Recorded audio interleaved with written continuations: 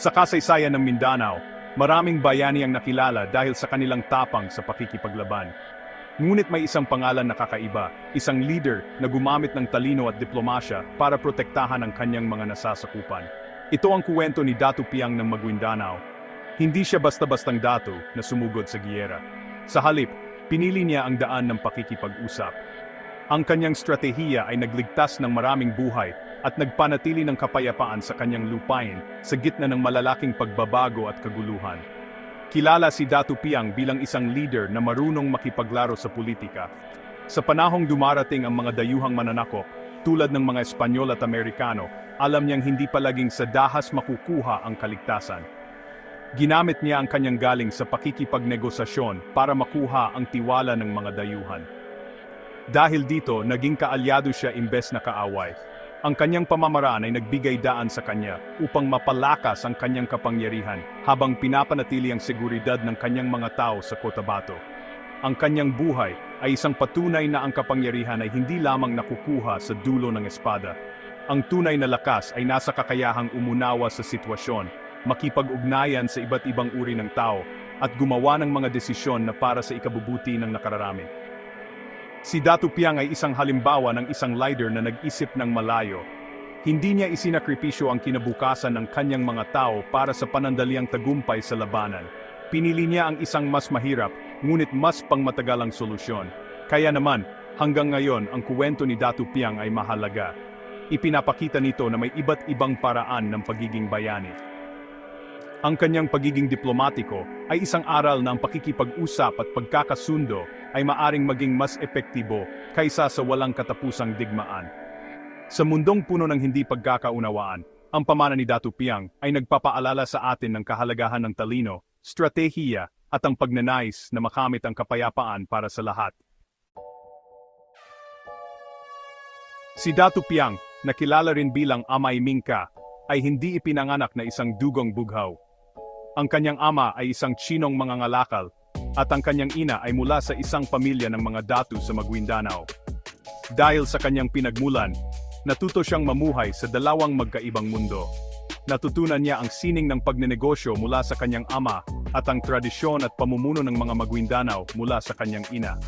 Ang kombinasyong ito ang naging pundasyon ng kanyang pagangat sa kapangyarihan sa lambak ng Cotabato. Ang kanyang pagiging matalino sa negosyo ay naging susi sa kanyang tagumpay. Nagsimula siya bilang isang mangangalakal na naglalakbay sa mga ilog ng Cotabato upang makipagpalitan ng mga produkto. Unti-unti, lumago ang kanyang yaman at impluwensya. Nakapagpatayo siya ng sarili niyang mga tindahan at nakontrol ang kalakalan sa kanyang lugar. Dahil sa kanyang tagumpay sa negosyo, marami ang humanga sa kanya. Ipinakita niya na hindi lang sa pagiging datu nakukuha ang respeto, kundi pati na rin sa sipag at talino sa pagnenegosyo. Bukod sa negosyo, pinalakas din niya ang kanyang posisyon sa pamamagitan ng pag-aasawa. Nakipag-isang dibdib siya sa mga kababaihan mula sa mga makapangyarihang pamilya ng mga datu. Sa pamamagitan nito, lumawak ang kanyang koneksyon at naging bahagi siya ng mga nagaharing angkan sa Maguindanao. Ang mga kasalang ito ay hindi lamang tungkol sa pag-ibig, kundi isang estratehiya upang pag-isahin ang iba't ibang grupo sa ilalim ng kanyang pamumuno. Ang kanyang pamilya ay naging isang malawak na network ng mga kaalyado. Sa huli, ang kanyang yaman, mga koneksyon sa pamilya, at ang kanyang natural na galing sa pamuno ay nagdala sa kanya sa tuktok. Mula sa pagiging anak ng isang mangangalakal, naging isa siya sa pinakamakapangyarihang datu sa buong Mindanao. Kinilala siya hindi lamang ng kanyang mga kapwa Maguindanao, kundi pati na rin ng mga Espanyol. Ang kanyang pagangat ay isang patunay na ang kapangyarihan ay maaring makuha hindi lamang sa pamamagitan ng dugo, kundi sa pamamagitan din ng talino, diskarte, at pag-unawa sa politika. Ang kapangyarihan ni Datu Piang ay nakaugat sa kanyang kontrol sa dalawang mahahalagang bagay, lupa at kalakalan. Siya ang naging pinakamakapangyarihang pinuno sa Cotabato Valley, isang malawak at matabang lupain na mahalaga para sa agrikultura. Dahil sa kanyang kontrol sa lupa, kinontrol din niya ang supply ng pagkain at iba pang produkto. Ang sinumang nais magsaka o manirahan sa kanyang teritoryo ay kailangang humingi ng kanyang pahintulot. Ito ang nagbigay sa kanya ng malaking awtoridad sa mga tao at sa ekonomiya ng rehiyon. Higit pa rito, hawak din niya ang mga ruta ng kalakalan sa mga ilog. Ang mga ilog sa Cotabato ay parang mga highway noong unang panahon, at sinumang kumokontrol dito ay kumokontrol sa paggalaw ng mga produkto. Mula sa mga produktong gubat tulad ng gutta percha at almasiga hanggang sa mga produktong agrikultural, lahat ay dumadaan sa kanyang teritoryo. Nagtayo siya ng mga estasyon ng kalakalan kung saan siya ay nangongolekta ng buwis. Dahil dito, lalo pang lumago ang kanyang yaman at impluwensya na ginamit niya para palakasin pa ang kanyang pamumuno. Naintindihan din ni Datu Piang ang kahalagahan ng pakikipag-alyansa. Alam niyang hindi niya kayang pamunuan ang lahat ng mag-isa. Kaya naman, bumuo siya ng mga ugnayan sa iba pang mga datu sa Mindanao. Ginamit niya ang diplomasya at ang kanyang yaman upang makuha ang kanilang suporta. Sa halip na makipagdigmaan sa kanila, ginawa niya silang mga kaibigan at kasosyo. Ang kanyang network ng mga kaalyado ay nagbigay sa kanya ng karagdagang lakas at proteksyon laban sa mga posibleng banta sa kanyang kapangyarihan.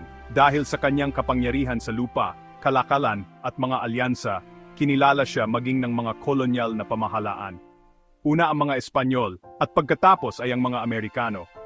Nakita nila na mas madaling makipag-ugnayan kay Datu Piang kaysa labanan ang lahat ng mga datu sa Maguindanao. Itinuring nila siyang datu ng Cotabato, isang pagkilala na lalong nagpatibay sa kanyang posisyon. Ginamit niya ang pagkilalang ito upang mas maprotektahan ang kanyang mga interes at ang kapakanan ng kanyang mga nasasakupan sa harap ng mga dayuhan. Nang dumating ang mga Amerikano sa Mindanao sa simula ng ika-20 siglo, maraming leader na Moro ang piniling lumaban. Subalit si Datu Piang ay nag-isip ng iba. Nakita niya ang lakas ng sandata ng mga Amerikano at naunawaan niyang ang armadong paglaban ay maaring magdulot lamang ng pagkawasak at kamatayan sa kanyang mga tao.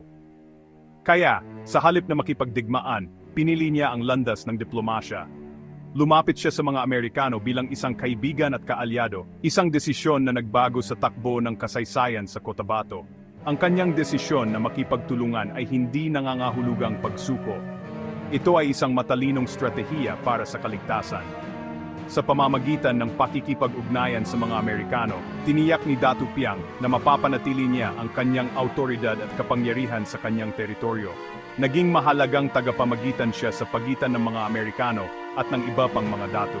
Tumulong siya sa pagpapatahimik ng mga pag-aalsa at sa pagpapanatili ng kapayapaan sa rehiyon na nagbigay sa kanya ng pabor mula sa bagong kolonyal na pamahalaan. Bilang kapalit ng kanyang kooperasyon, binigyan siya ng mga Amerikano ng suporta at pagkilala.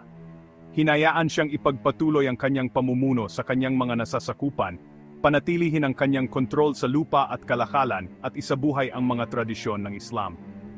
Kahit na may mga Amerikano, si Datu Piang pa rin ang kinikilalang pinakamataas na leader sa Cotabato. Ipinakita niya na posible ang mamuhay kasama ng mga dayuhan nang hindi isinusuko ang lahat ng sariling kapangyarihan at kultura. Habang pinapanatili ang mabuting relasyon sa mga Amerikano, hindi niya kinalimutan ang kanyang mga tungkulin bilang isang leader ng Muslim. Patuloy niyang ipinagtanggol ang interes ng kanyang mga tao. Ginamit niya ang kanyang impluwensya sa mga Amerikano upang pigilan ang pagpasok ng mga Kristiyanong misyonero at mga settlers sa kanyang nasasakupan. Sa kanyang pamamaraan, napanatili niya ang Islam at ang tradisyonal na pamumuhay sa Maguindanao, kahit na nasa ilalim ng isang dayuhang kapangyarihan.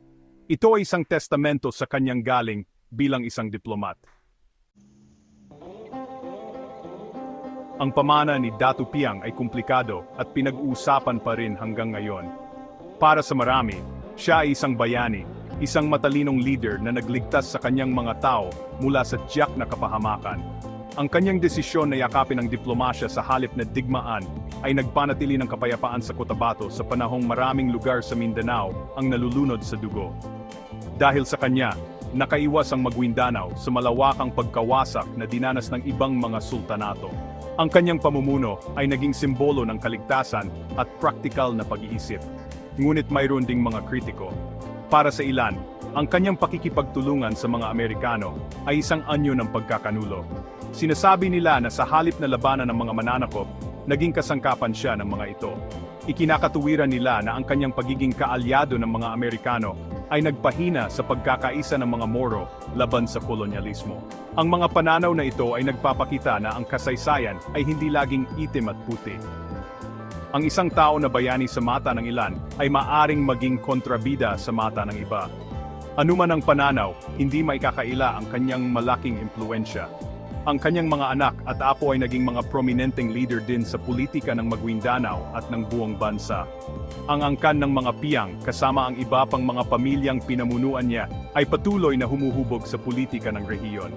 Ang kanyang pamamaraan ng pamuno, ang paggamit ng alyansa, negosasyon at estratehikong kooperasyon ay naging modelo para sa mga sumunod na henerasyon ng mga leader sa Mindanao. Sa huli, ang buhay ni Datu Piang ay nag-alok ng mahahalagang aral tungkol sa pamumuno, kaligtasan, at pag-angkop sa pagbabago. Ipinakita niya na sa harap ng napakalaking hamon, ang talino at diplomasya ay maaring maging kasing lakas ng anumang sandata. Nagpapaalala siya sa atin na ang isang tunay na leader ay hindi lamang marunong lumaban, kundi marunong ding pumili kung kailan hindi dapat lumaban. Ang kanyang kuwento ay isang mahalagang bahagi ng ating kasaysayan, isang paalala na ang landas tungo sa kapayapaan ay madalas na nangangailangan ng higit na tapang kaysa sa landas ng digmaan.